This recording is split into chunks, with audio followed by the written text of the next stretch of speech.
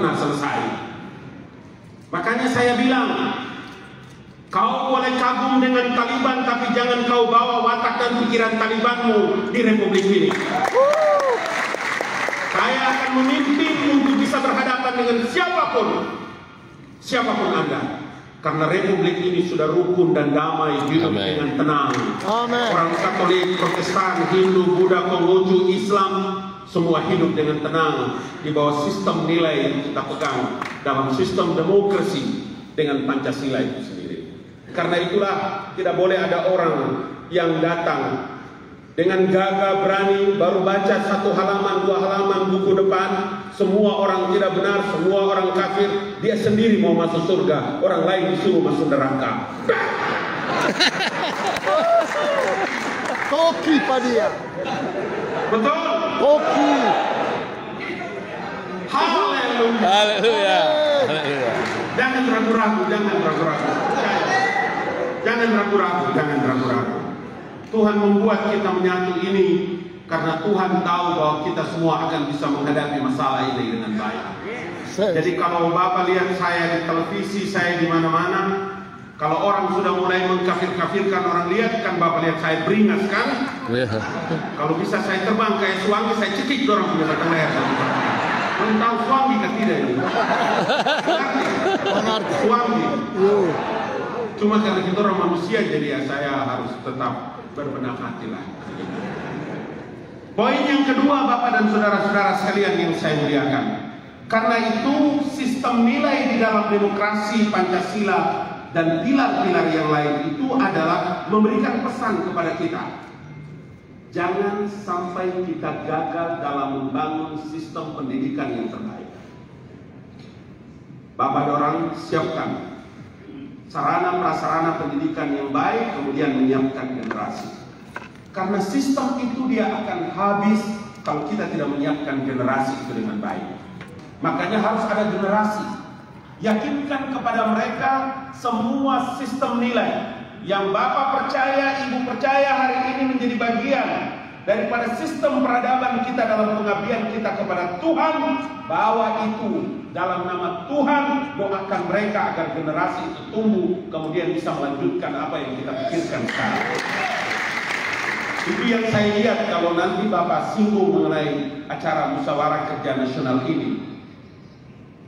Sebab kalau tidak ada itu, karena 5 variabel tentang sistem manusia modern itu, salah satu di antaranya itu adalah intellectual knowledge, yang kedua culture, dan yang ketiga adalah the young generation. Kalau kita tidak punya generasi, saya khawatir nanti satu saat GPDI dipimpin oleh generasi yang dia tidak matang dalam memiliki kemampuan ilmu. Kenapa hari ini Indonesia di mana orang menghujat, mencaci maki dan menyebarkan cara-cara kebencian? Karena pasti kepalanya tidak berisi ilmu dan moral yang baik. Begitu. Maka saya tidak pernah ragu-ragu. Itulah tipe manusia-manusia berakal rendah. Akal yang tidak ada dalam pikirannya kecuali kebencian. Kalau dalam sistem nilai yang paling terpenting, Bapak sempat dengar istilah kadal gurun. Itu kadal gurun itu. Kadal gurun. Jadi moral dan intelektual knowledge-nya rendah. Yang ada adalah yang paling benar, yang ada adalah hujatan, cacian, dan menyebarkan berita kebencian. Itu tidak usah Bapak dorong hadapi. Cukup Ali Mukhtar, nanti saya hadapi. Poin yang ketiga, saya kasih saja 3 poin, karena pasti kita akan ketemu lagi. Saya sudah bilang sama Bapak Pendeta Exxon, sudah cukup telepon saja, jangan datang. Bapak kasih tahu di mana, apa acaranya, apa yang bisa saya lakukan, biarlah saya menjadi perwakilan GPDI di dalam istana negara. Bapak ingat baik-baik, yang saya bicara ini Tuhan menjadi saksi. Amen. You know me the last to my statement from the bottom of my heart. Don't worry about me. Jangan Bapak ragu dengan saya. Kenapa? Orang hidup itu butuh kedamaian. Dia butuh tempat. Dia butuh di mana orang bisa beribadah dengan baik. Kau punya hak apa larang orang membangun rumah-rumah ibadah di Republik ini. Itu di mana-mana sudah saya kasih tahu. Semua orang taat pada regulasi dan aturan yang ada di Republik ini, dan orang mengerti. Karena itulah jangan karena kebencianmu kamu berlaku tidak adil kepada orang lain.